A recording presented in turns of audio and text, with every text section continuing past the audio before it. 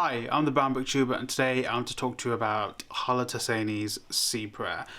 Sorry, it's a library copy. But Khaled Hosseini is the writer of The Kite Runner, and this book is about a Syrian refugee father comforting and telling his son about Syria and his life in Syria, and comforting him for their perilous journey ahead to cross the ocean. It's actually a book that was dedicated to a young boy who, obviously this made the news in the UK and Europe, but he was a young Syrian refugee boy who drowned in the Mediterranean Sea whilst trying to cross in 2015. His name is Alan Kurdi, and I remember that vividly, even when it was 2015, and I remember how the media, especially in the UK, demonized this little boy, and reading this book really just brought back I just read this and I cried throughout reading it. It's beautifully illustrated as well. I'm a little bit frazzled right now, but you can see the illustration is beautiful.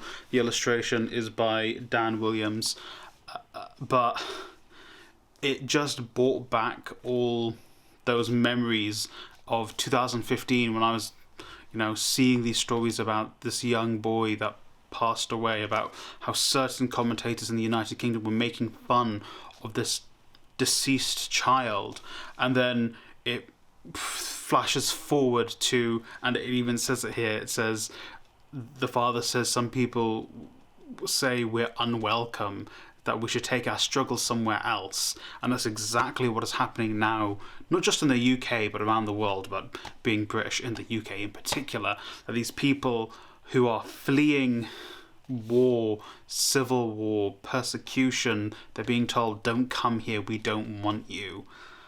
And I was sad and I was hurt and angry inside, and not at the characters in this, but at the people who treat the characters in this so poorly. And not just does it tell you about the journeys, it tells you about the father's beautiful life growing up in Syria, about how they would be amongst the olive trees, and how the bazaar, the great souk even, and the mosques and the churches, and it tells you about the soot-covered walls and how he misses and loves those. It tells you about people's cries when the bombs start falling after the protests. It tells you about how the young boy learns that it's better to see dark, dried blood than new blood. And it is, Khaled Hosseini, again, I don't usually read his books, but he is a very accomplished writer. He's a very good writer, obviously. And this extract that they've got on the blurb, but it was one of the ones that really stood out to me as well, so I'll read it to you. My dear Marwan, I look at your profile in the glow of this moon, my boy. Your eyelashes like calligraphy, closed in guileless sleep. And I say to you, hold my hand, nothing bad will happen. And it's like this. It's a story, and it's very short, of a dad just trying to comfort their son, but then everything around it is just so sad and painful around, and it really it does kind of show you this pain and fear that refugees go through. And it's not just the children, the little boy you're terrified for because, he's a child, but even this father who is just scared for his son. He's scared for his child. He's scared, will he get hurt on the journey? What if he's unwelcome when he gets to wherever he gets to?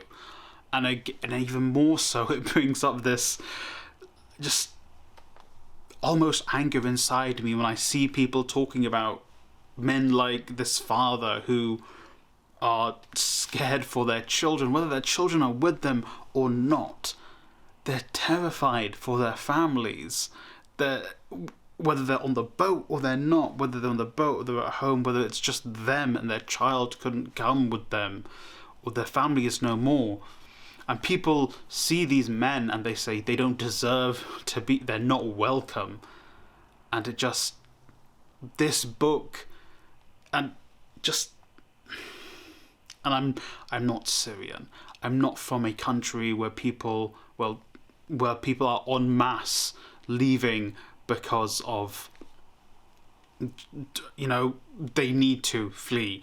And even ethnically, I'm not from a country like that. Obviously, there are people who actually do flee the two countries my parents are from, but not en masse like people this is about. And it's, and this was meant to be a video all about, hey, go to the library and get books. And yeah, you know what, if you can find this in your library, get it in your library, because you should always support your library. But also, if you can afford it, buy it as well. They donate £1 of every sale to the UNHCR, the United Nations Refugee Agency. And I get it £1, and maybe it's $1 in other countries. But £1 doesn't sound like a lot. And maybe if instead of, you know, buying the book, you get it from the library and then you donate the cost of the book to a refugee charity. I'll put links to some down below. Or maybe you do both. Maybe you know, you get the book from the library, then you also buy it and you also donate. If you can, obviously, if you can. But yes, I read this and I thought I just needed an outlet for everything it made me feel.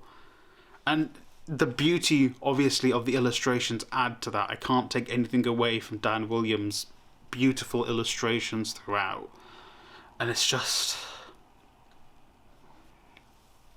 in the times we live in, books like this are important.